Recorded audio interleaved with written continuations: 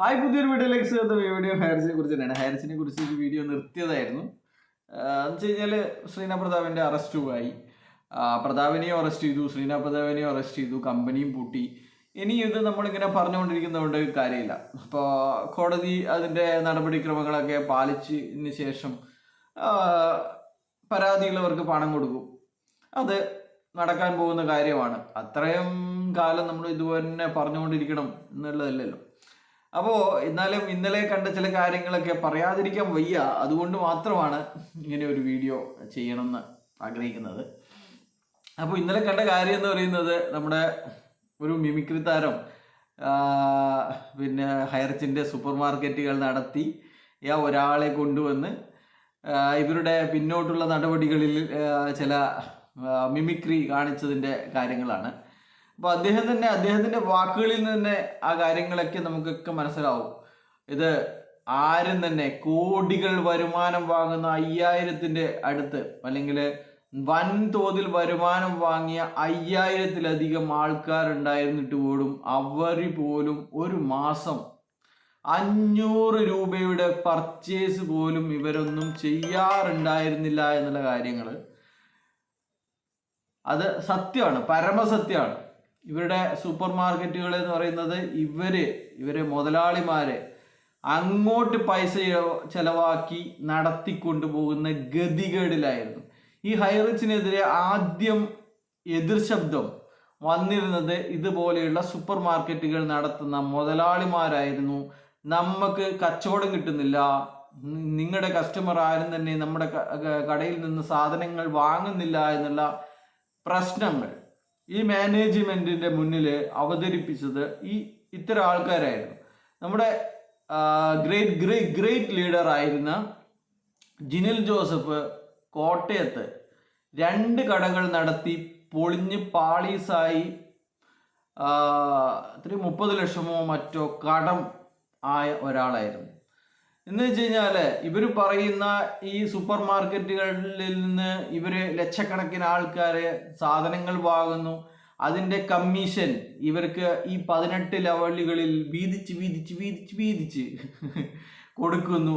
അങ്ങനെ നമ്മൾ കോടിപതികളാവുന്നു എന്നുള്ള ആ ഒരു കൺസെപ്റ്റ് എന്ന് പറയുന്നത് നടക്കാൻ സാധ്യതയില്ലാത്ത ഒരു സംഭവമായിരുന്നു എന്ന് ഇവരൊക്കെ തന്നെ, ജിനിൽ ജോസഫിനെ പോലെയുള്ള ആൾക്കാര് എല്ലാ പിന്നുകളിലും സൂപ്പർ മാർക്കറ്റുകളിൽ ബുക്ക് ചെയ്ത്, ഇനി സൂപ്പർ മാർക്കറ്റുകളുടെ കാലമാണെന്നും എല്ലാ പിൻകോഡുകളിലും, നമ്മുടെ പിൻകോഡ് എന്നറിയാലോ, എല്ലാ പിൻകോഡുകളിലും എല്ലാ പഞ്ചായത്തുകളിലും വെയർഹൗസ്, എല്ലാ വാർഡുകളിലും സൂപ്പർ മാർക്കറ്റ് എന്നുള്ള സ്വപ്നമായിരുന്നു ഇവരൊക്കെ കണ്ടുകൊണ്ടിരുന്ന സ്വപ്നം. അപ്പോൾ ഇതൊക്കെ വിശ്വസിക്കാൻ കുറേ ആൾക്കാരുണ്ടായിരുന്നു എന്നുള്ളതാണ് വേറൊരു കാര്യം. അപ്പോൾ ഇദ്ദേഹം പറയുകയാണ് ഇങ്ങനെ കമ്പനി പിന്നെ ഇവരുടെ സമ്മർദ്ദത്തിൻ്റെ ഫലമായിട്ട് കമ്പനി പറഞ്ഞു, ഇനി പൈസ കിട്ടുന്ന എല്ലാവരും തന്നെ 500 രൂപയുടെ സാധനങ്ങൾ സൂപ്പർ മാർക്കറ്റുകളിൽ പോയി വാങ്ങിക്കണമെന്ന്. 500 രൂപയുടെ സാധനങ്ങൾ വാങ്ങിക്കണമെങ്കിൽ 200 രൂപക്ക് പെട്രോൾ അടിക്കേണ്ട ഗതികേടിലായിരുന്നു ചില ആൾക്കാർ. എന്ന് വെച്ചാൽ അവരുള്ള പഞ്ചായത്തിലോ അടുത്തുള്ള പഞ്ചായത്ത് പോലും സൂപ്പർ മാർക്കറ്റുകളില്ല.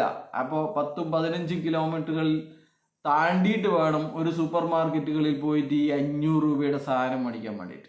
അപ്പോൾ ഇതിന് ഇവർ കണ്ടെത്തിയിരുന്ന ഒരു സൂത്രവിദ്യയായിരുന്നു, അവിടെയുള്ള ആൾക്കാരെ വിളിച്ചിട്ട്, പിന്നെ ആരെങ്കിലും അവിടെ സാധനങ്ങൾ വാങ്ങിക്കാൻ വന്നിട്ടുണ്ടെങ്കിൽ എൻ്റെ ID-യിൽ സാധനങ്ങൾ അടിക്കണം, കുറച്ചെങ്കിലും എൻ്റെ ID-യിൽ അടിക്കണം എന്ന് പറഞ്ഞിട്ട് ഉള്ള സംഭവങ്ങൾ. എന്നിട്ട് അത് ഓക്കെ ആണെങ്കിൽ അയാൾക്ക് ഒരു 50 റുപ്യോ 100 റുപ്യോ അയച്ചു കൊടുക്കും. ഇവർക്ക് ലാഭമാണല്ലോ, പെട്രോൾ അടിക്കേണ്ട പൈസ ലാഭമാണ്. അപ്പം ഇങ്ങനെയൊക്കെ നടന്നിട്ടുണ്ടായിരുന്നു എന്നുള്ളത് സത്യമാണ്.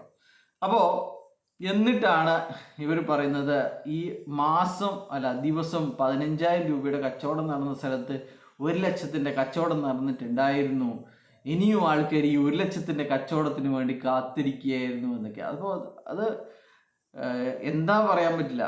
ഇതുപോലെ വെറും മണി ചെയിൻ മാത്രം ചെയ്തിട്ട് ഇവരുടെ ആദ്യത്തെ സാധനങ്ങൾ വിൽക്കുന്ന, അതിൻ്റെ കമ്മീഷൻ കൊടുക്കുന്ന പരിപാടികൾ അവസാനിപ്പിച്ചുകൊണ്ട് ഡിജിറ്റൽ ID എന്ന് പറയുന്ന സംഭവം തുടങ്ങി. പിന്നെ ഡിജിറ്റൽ ഐ ഡി കൊണ്ട് ഇവർക്ക് പൂളിംഗം കൊടുക്കാതെ അല്ലെങ്കിൽ പിന്നെയും ആൾക്കാരെ പറ്റിക്കണമെന്ന് തോന്നിയപ്പോൾ ലക്ഷങ്ങൾ വാങ്ങാൻ തുടങ്ങി. ഡിജിറ്റൽ ഐ ഡി എന്നൊക്കെ പറഞ്ഞു കഴിഞ്ഞാൽ 10,000-ന്റെ ഡിജിറ്റൽ ഐ ഡി അല്ല അടിച്ചിരുന്നത്. ഇവർ പറയുന്നത് ഒരു 140 ഡിജിറ്റൽ ഐ ഡി അടിക്കണം, ഒരു 200 ഡിജിറ്റൽ ഐ ഡി അടിക്കണം എന്നൊക്കെയാണ് ജിനൽ ജോസഫിനെ പോലെയുള്ള ആൾക്കാർ ഇവരെ പൈസയുള്ളവരെ കണ്ട് പറഞ്ഞുകൊണ്ടിരുന്നത്. അപ്പോൾ ഇതൊക്കെയാണ് സത്യം. ഇതൊക്കെ മനസ്സിലാവാതെ 10,000-ന്റെ ഡിജിറ്റൽ ഐ ഡി അടിക്കുമ്പോൾ 1000 രൂപ അതേ സമയം തന്നെ നേരം പിന്നെ സൂപ്പർ മാർക്കറ്റുകളിൽ നിന്ന് പൈസയും വാങ്ങണ്ട, ലാഭവും വേണ്ട, അല്ലേ? അതിൻ്റെ 1% മുതൽ 8% വരെയാണ് നിങ്ങൾ ഒരു സാധനം വാങ്ങുമ്പോൾ കമ്പനിക്ക് കിട്ടുന്നതെന്നാണ് ഇവർ പറയുന്നത്. 1% മുതൽ 8% വരെ. എന്നിട്ട് ആ ശതമാനം ആണ് ഈ ലക്ഷക്കണക്കിന് കോടിക്കണക്കിന് 1,80,00,000 ആൾക്കാർക്ക് പകുതി എടുത്തിട്ട് ഞായറാഴ്ച പൂളിംഗമായിട്ട് കൊടുത്തിരുന്നത്. എന്തായാലും സൂപ്പർ മാർക്കറ്റുകൾ നടത്തിയ ഒരുത്തരം തന്നെ ഗതി പിടിച്ചിട്ടില്ല എന്നുള്ളത് സത്യമാണ്.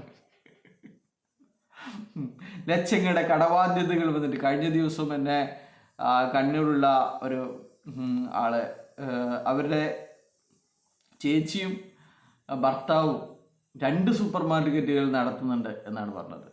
അപ്പോൾ അവരിപ്പോഴും നടത്തിക്കൊണ്ടിരിക്കുകയാണ്. ഈ കമ്പനി തിരിച്ചു വരുമെന്നും അപ്പോൾ ഇത്രയും കാലത്തെ നഷ്ടം നമുക്ക് നികത്താൻ പറ്റുമെന്നും വിശ്വസിച്ച് നടത്തുകയാണ്. അപ്പോൾ അവരുടെ അനിയൻ എന്നെ വിളിച്ചിട്ട് പറഞ്ഞു, ഇവരെ രണ്ടാളെയും ഒരു കൗൺസിലിങ്ങിനോ മറ്റോ കൊണ്ടുപോകണമെന്നാണ് എൻ്റെ ആഗ്രഹം. എന്ന് വെച്ച് കഴിഞ്ഞാൽ ഇവർക്ക് എന്ത് പറഞ്ഞിട്ട് ഇവർക്ക് മനസ്സിലാകുന്നില്ല, ഇവർ വേറെ ഏതോ ലോകത്താണ്, ഇതൊന്നും തിരിച്ചു വരില്ല എന്നും എന്നിട്ട് പിന്നെ വീടൊക്കെ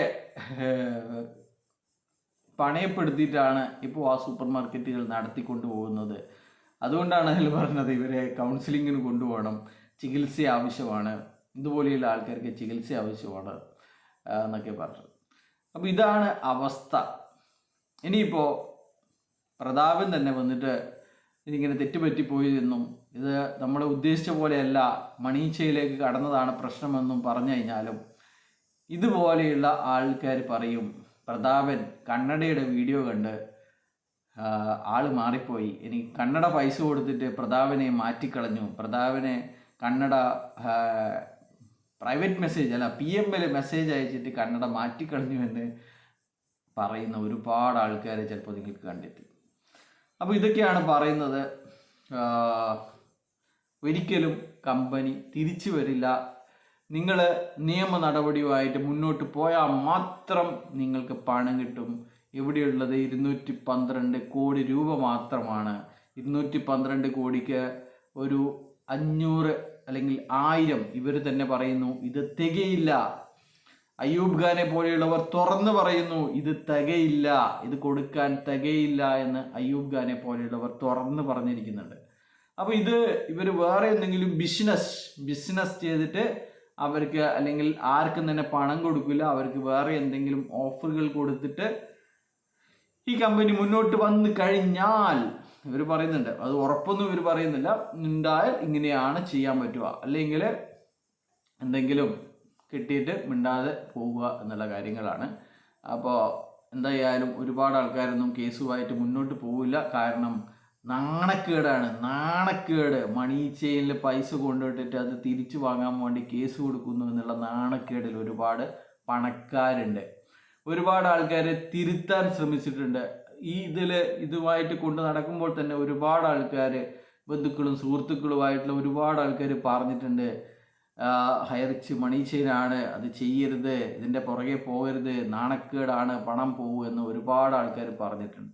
അപ്പോൾ അതൊക്കെ കൊണ്ട് തന്നെ ഇവരാരും തന്നെ കേസുമായിട്ട് മുന്നോട്ട് പോവില്ല. കേസുമായിട്ട് മുന്നോട്ട് പോകുന്നവർക്ക് മാത്രമേ പണം കിട്ടുള്ളൂ. നിങ്ങൾ ഈ കേസുമായിട്ട് മുന്നോട്ട് പോകുന്നത് ശ്രീനിയോ പ്രതാപനെയോ അറസ്റ്റ് ചെയ്ത് ജയിലിലടക്കാൻ വേണ്ടിയല്ല.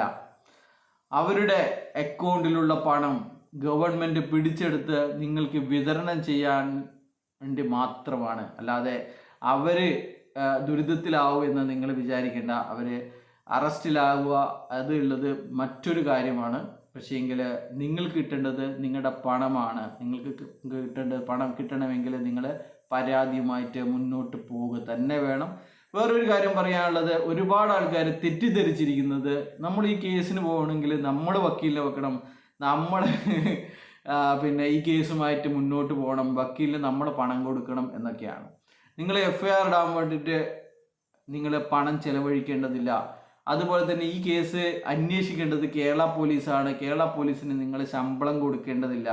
ഈ കേരള പോലീസ് അന്വേഷിച്ച് കഴിഞ്ഞ് കുറ്റപത്രം കോടതിയിൽ കൊടുത്തു കഴിഞ്ഞാൽ അതിനെ ഡിഫെൻഡ് ചെയ്യേണ്ടത്, അത് കോടതിക്ക് മുന്നിൽ തെളിയിക്കേണ്ടത് ഗവൺമെന്റിന്റെ വക്കീലാണ്. ഗവൺമെന്റിന്റെ വക്കീലിന് നിങ്ങൾ ശമ്പളം കൊടുക്കേണ്ടതില്ല. അപ്പോൾ ഇതൊക്കെ ഇവന്മാർ പറഞ്ഞ് പരത്തുന്നതാണ്. വിവരമുള്ളവരും വിദ്യാഭ്യാസമുള്ളവരും ഒക്കെ തന്നെ ചിലപ്പോൾ തെറ്റിദ്ധരിക്കപ്പെട്ടിട്ടുണ്ടാവാം.